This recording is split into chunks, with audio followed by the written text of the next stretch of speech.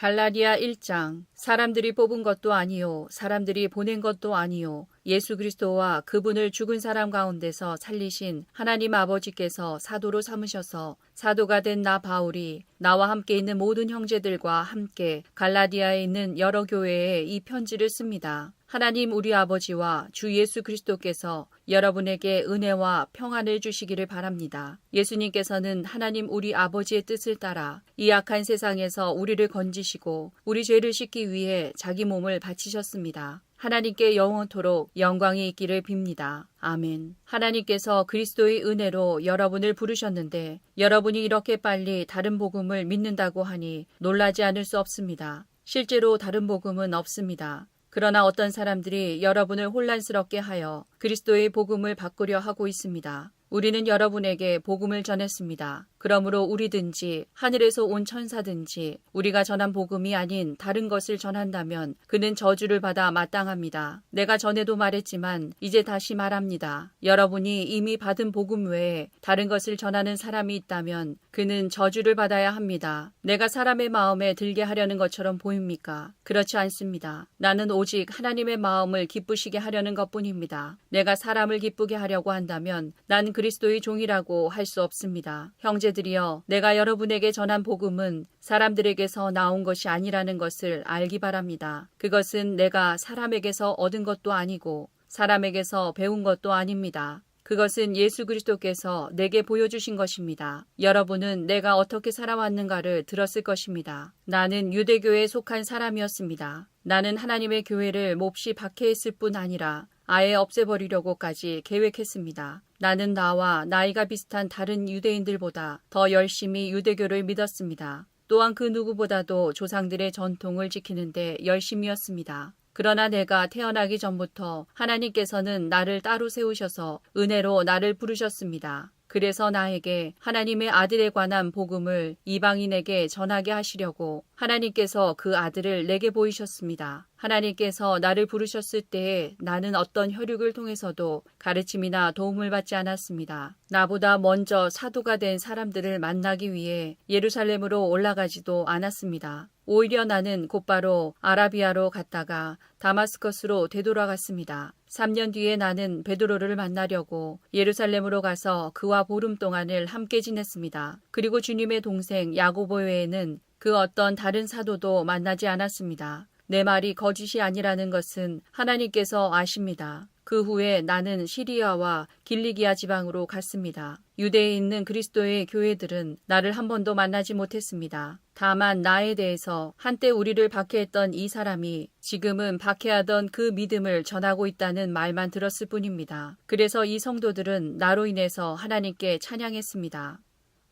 갈라디아 2장. 14년이 지나서는 나는 다시 예루살렘으로 갔습니다. 이번에는 바나바와 디도를 데리고 갔습니다. 예루살렘으로 간 것은 하나님께서 그렇게 하라고 계시하셨기 때문입니다. 나는 거기에서 교회의 지도자들을 만났습니다. 그들과 따로 만나서 내가 이방인들에게 전하는 복음을 설명해 주었습니다. 그것은 내가 전에 한 일이나 지금 하고 있는 일이 헛되지 않기를 바랐기 때문입니다. 나와 함께 있던 디도는 비록 그리스 사람이지만 나는 그에게 억지로 할례를 베풀지는 않았습니다. 우리 가운데 거짓 형제들이 몰래 들어왔기 때문에 우리는 이 문제에 대해서 이야기를 했습니다. 그들은 우리를 다시 율법의 종으로 만들고 그리스도 예수 안에서 우리가 누리는 자유를 엿보려고 정탐꾼처럼 끼어들었습니다. 그러나 우리는 그 거짓 형제들의 뜻을 조금도 따르지 않았습니다. 우리는 복음의 진리가 늘 여러분과 함께 있기를 바랐습니다. 저 귀하다고 하는 사람들도 내가 전하는 복음을 바꾸지 못했습니다. 그들이 귀한 사람이든 아니든 그것은 중요하지 않습니다. 하나님께서는 사람을 겉으로 판단하지 않으시기 때문입니다. 오히려 그 지도자들은 하나님께서 베드로를 통해 할례를 받은 유대인들에게 복음을 전하도록 하신 것처럼 내게도 할례를 받지 않은 이방인들에게 복음을 전하는 일을 맡기셨다는 것을 알게 되었습니다. 하나님께서는 베드로에게 유대인을 위해 사도로 일할 권리를 주셨고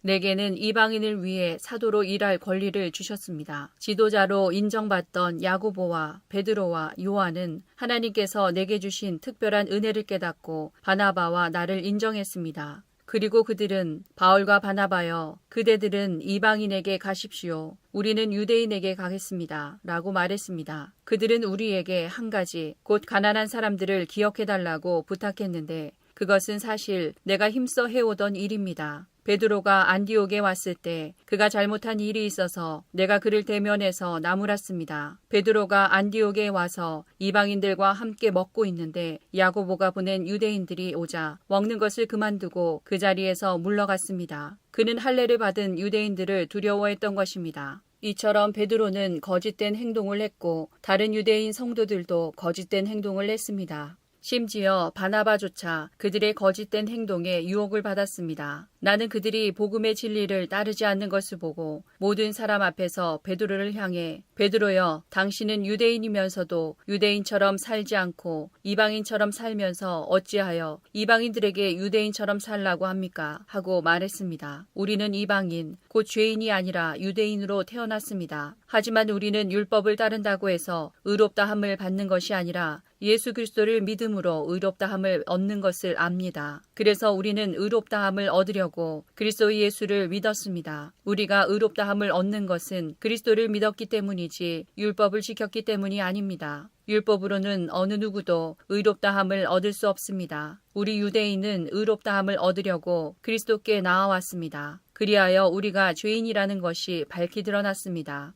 그렇다고 해서 그리스도께서 우리를 죄인으로 만드시는 것입니까? 그럴 수 없습니다. 내가 이미 헐어버린 그것을 다시 가르친다면 그것은 틀림없이 내가 죄를 짓는 것입니다. 나는 율법을 위해 사는 것을 그만두었습니다. 나는 율법에 의해 죽었습니다. 내가 율법을 향해 죽은 것은 하나님을 향해 살기 위한 것입니다. 나는 그리스도와 함께 십자가에서 죽었습니다. 이제는 내가 사는 것이 아니라 내 안에 계신 그리스도께서 사시는 것입니다. 내가 지금 내 몸 안에 사는 것은 나를 사랑하셔서 나를 구하시려고 자기 몸을 바치신 하나님의 아들을 믿는 믿음으로 사는 것입니다. 나는 하나님의 은혜를 헛되게 하지 않습니다. 율법으로 의롭다함을 얻을 수 있다면 그리스도께서도 죽지 않으셨을 것입니다. 갈라디아 3장. 갈라디아 여러분들은 예수 그리스도께서 십자가에서 죽으셨다는 사실을 분명히 알면서도 남에게 속았으니 어리석기 이를 데 없습니다. 이 한 가지만 대답해 보십시오. 여러분은 어떻게 성령을 받았습니까? 율법을 지켜서 받았습니까? 아닙니다. 복음을 듣고 믿었기 때문에 받은 것입니다. 성령 안에서 살기 시작하다가 이제 와서 다시 자기 힘으로 살려고 하다니 여러분은 참으로 어리석습니다. 그렇게 많은 고난을 경험했는데도 그 모든 것이 다 헛된 일이었습니까? 그렇지 않기를 바랍니다. 여러분이 율법을 지켰기 때문에 하나님께서 성령을 주셨습니까? 아닙니다. 여러분이 율법을 지켰기 때문에 하나님께서 여러분 가운데서 기적을 일으키셨습니까? 아닙니다. 하나님께서 성령을 주시고 기적을 일으키신 것은 여러분이 복음을 듣고 믿었기 때문입니다. 성령에도 아브라함에 대해서 같은 말씀이 있습니다. 아브라함이 하나님을 믿으니 하나님께서 아브라함의 믿음을 받으시고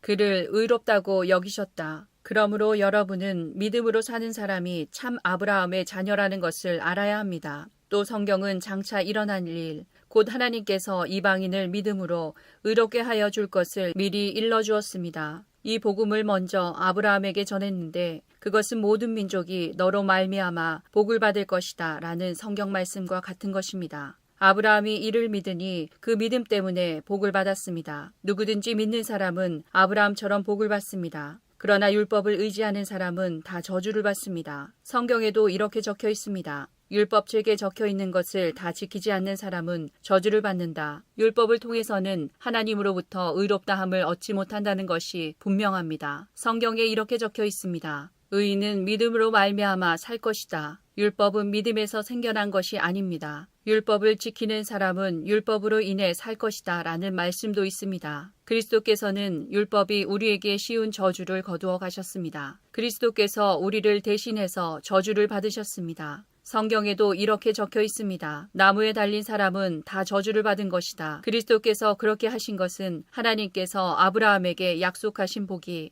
이방인들에게도 미치게 하기 위함입니다. 이 복은 예수 그리스도를 통해 옵니다. 예수님은 우리로 하여금 하나님께서 약속하신 성령을 믿음으로 받게 하기 위해 죽으셨습니다. 형제들이여, 예를 들어서 말하겠습니다. 사람들 사이에서도 약속을 맺으면 아무도 그 약속을 무효로 하거나 어떤 것을 덧붙일 수 없습니다. 하나님은 아브라함과 그 자손에게 약속하셨습니다. 그런데 하나님은 여러 사람을 가리키는 말로 그 자손들이라 하시지 않고 오직 한 사람을 가리키는 말로 내 자손이라고 말씀하셨습니다. 그 한 사람이 바로 그리스도이십니다. 내 말의 뜻은 이렇습니다. 하나님께서 아브라함과 맺으신 언약을 그보다 430년 뒤에 나온 율법이 없앨 수 없다는 것입니다. 만약 우리가 받을 유업이 율법을 통해서 온다면 그것은 약속에서 나온 것이 아닙니다. 하지만 하나님께서는 약속하신 것에 따라 아브라함에게 복을 베풀어 주셨습니다. 그렇다면 율법은 무엇을 위해 있습니까? 율법을 사람에게 주신 것은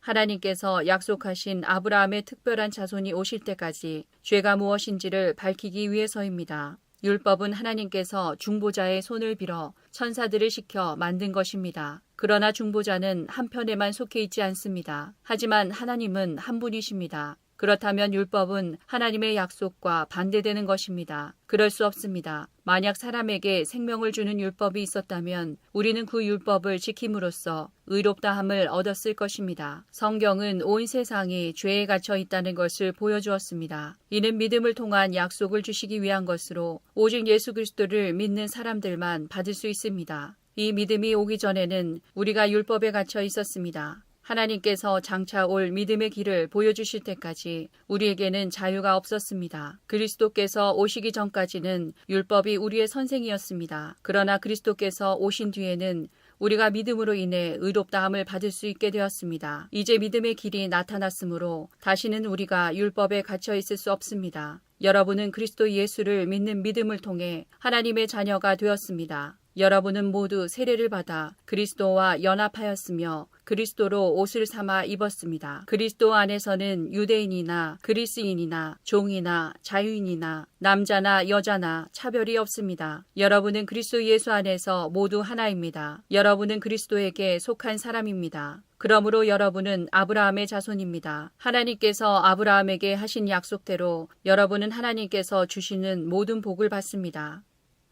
갈라디아서 4장. 내가 또 이 말을 하려고 합니다. 아버지의 재산을 물려받을 사람이 아이라면 그가 모든 것의 주인이라 하더라도 종과 다를 것이 없습니다. 어른이 되기 전까지는 그를 돌봐줄 사람의 말을 따라야 합니다. 그러나 그 아버지가 정한 때가 이르면 자유인이 됩니다. 이와 마찬가지로 우리도 전에는 어린아이와 같았습니다. 우리는 이 세상의 헛된 가르침 아래에서 종노릇을 했습니다. 그러나 정한 때가 이르자 하나님께서 자기 아들을 보내셨습니다. 그 아들은 여자에게서 낳고 율법 아래에서 살았습니다. 그것은 율법 아래에 있는 사람들을 구원하셔서 그들을 자기 자녀로 삼으시기 위해서입니다. 여러분은 하나님의 자녀입니다. 그래서 하나님께서 그 아들의 영을 여러분 마음에 보내주셔서 여러분이 하나님을 아버지, 사랑하는 아버지라 부를 수 있게 하셨습니다. 여러분은 이제 종이 아니라 하나님의 자녀입니다. 여러분이 하나님의 자녀가 되었으므로 하나님께서 여러분에게 유업을 주실 것입니다.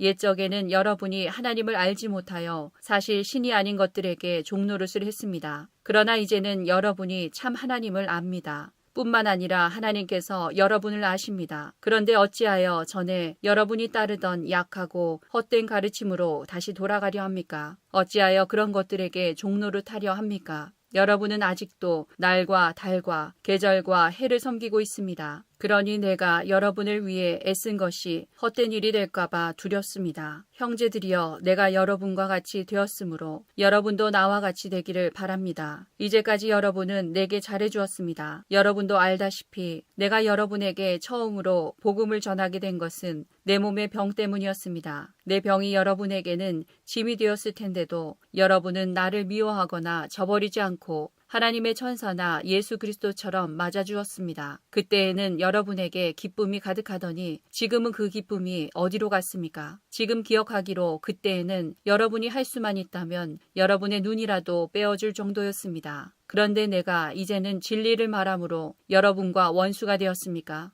그 사람들이 열심히 여러분을 설득하는 것은 여러분을 위해서가 아니라 우리를 배반하고 그들만을 따르도록 하려는 것입니다. 사람들이 좋은 뜻으로 여러분에게 관심을 보인다면 그것은 내가 여러분을 떠나 있을 때나 여러분과 함께 있을 때나 마찬가지로 좋은 일입니다. 내 자녀들이여, 여러분이 참으로 그리스도와 같이 되기까지 나는 여러분을 위해 다시 아기를 낳는 어머니의 고통을 느낍니다. 내가 지금이라도 여러분을 만나 내 말투를 바꾸었으면 좋겠습니다. 여러분 일에 대해 어떻게 해야 좋을지 모르겠습니다. 여러분 가운데는 모세의 율법 아래에 있으려는 사람이 있습니다. 말해보십시오. 여러분은 율법이 하는 말을 알지 못합니까? 성경은 아브라함에게 두 아들이 있었는데 한 아들의 어머니는 여종이었고 다른 아들의 어머니는 자유인이었다고 말합니다. 여종에게서 난 아브라함의 아들은 육체를 따라 태어났으나 자유인에게서 난 아들은 하나님의 약속을 따라 태어났습니다.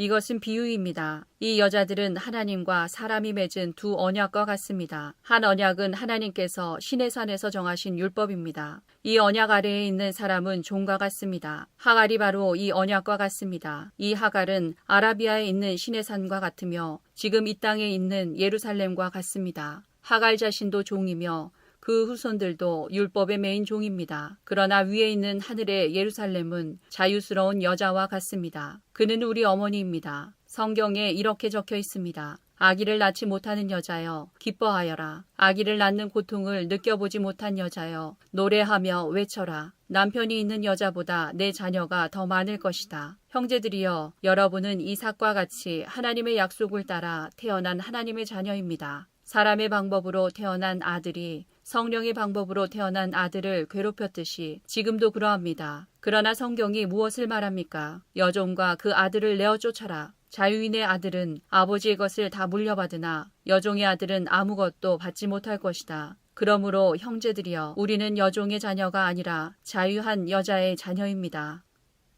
갈라디아 5장. 그리스도께서 우리를 해방시키셔서 우리는 자유롭게 되었습니다. 그러므로 굳게 서서 다시는 율법의 종이 되지 마십시오. 나 바울의 말을 들어보십시오. 여러분이 할례를 받고 율법으로 돌아간다면 그리스도는 여러분에게 아무런 도움이 되지 못합니다. 내가 다시 모든 사람에게 경고합니다. 여러분이 만약 할례를 받는다면 여러분은 율법 전체를 지켜야 합니다. 여러분이 율법을 지켜서 의롭다함을 얻으려 한다면 여러분은 그리스도에게서 끊어지고 하나님의 은혜에서 멀어지게 됩니다. 그러나 우리는 성령의 도우심을 받아 믿음으로 의롭다 여김을 받는 이 소망을 간절히 기다립니다. 우리가 그리스도 예수 안에 있다면 할례를 받았느냐 받지 않았느냐는 중요하지 않습니다. 중요한 것은 사랑으로 말미암아 나타나는 믿음뿐입니다. 여러분은 지금까지 잘 달려왔습니다. 그런데 누가 여러분을 막아 진리를 따르지 못하게 합니까? 그런 유혹은 여러분을 부르신 분에게서 나오지 않았습니다. 조심하십시오. 적은 누룩이 반중 모두를 부풀게 합니다. 그러나 나는 여러분이 그런 다른 생각들을 따르지 않을 줄로 믿습니다. 누구든지 여러분을 혼란하게 하는 사람은 심판을 받을 것입니다.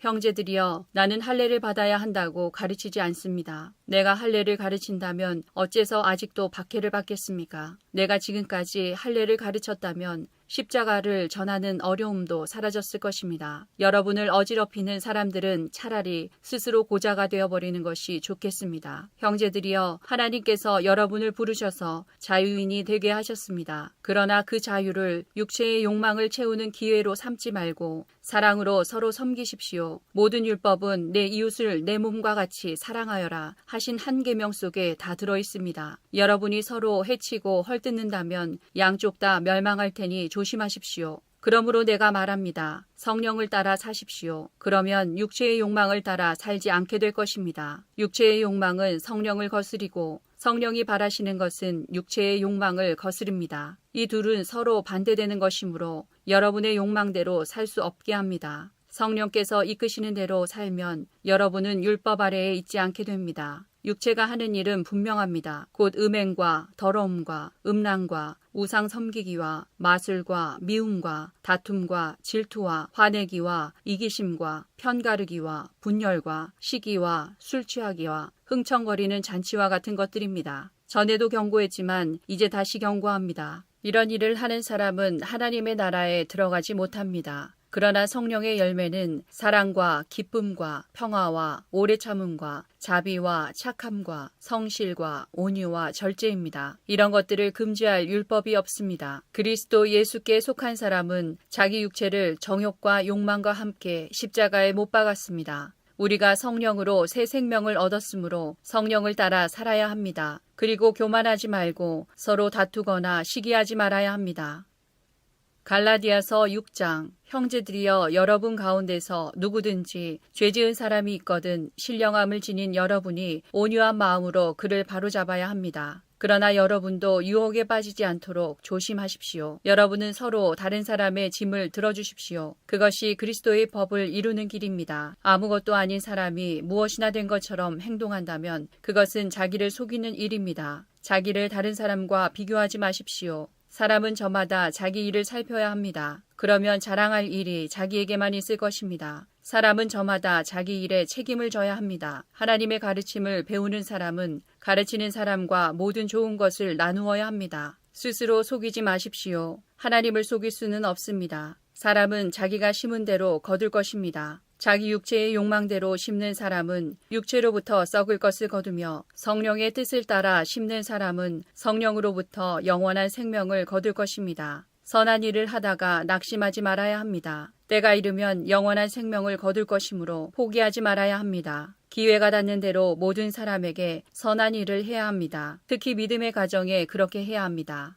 내 손으로 이렇게 여러분에게 큰 글자로 씁니다. 여러분에게 억지로 할례를 받도록 하려는 사람들이 있습니다. 그들은 육체를 꾸미기 좋아하는 사람들입니다. 그들은 그리스도의 십자가를 따르면 박해를 받을까봐 두려워하고 있습니다. 할례를 받은 사람들이 스스로도 율법을 지키지 않으면서 여러분에게는 할례를 받게 하려는 것은 여러분에게 한 일을 가지고 자랑하기 위함입니다. 그러나 내게는 우리 주 예수 그리스도의 십자가 말고는 아무것도 자랑할 것이 없습니다. 그리스도의 십자가를 통해 세상은 나에 대해서 죽었고 나는 세상에 대해서 죽었습니다. 할례를 받느냐 받지 않느냐 하는 것이 중요한 것이 아닙니다. 중요한 것은 하나님의 새로운 백성이 되는 것입니다. 이 규칙을 따르는 사람, 곧 하나님의 모든 백성에게 평화와 자비가 있기를 바랍니다. 그러므로 이제부터는 나를 괴롭히지 마십시오. 내 몸에는 그리스도 예수의 흔적이 있습니다. 형제들이여, 우리 주 예수 그리스도의 은혜가 여러분의 심령에 있기를 빕니다. 아멘.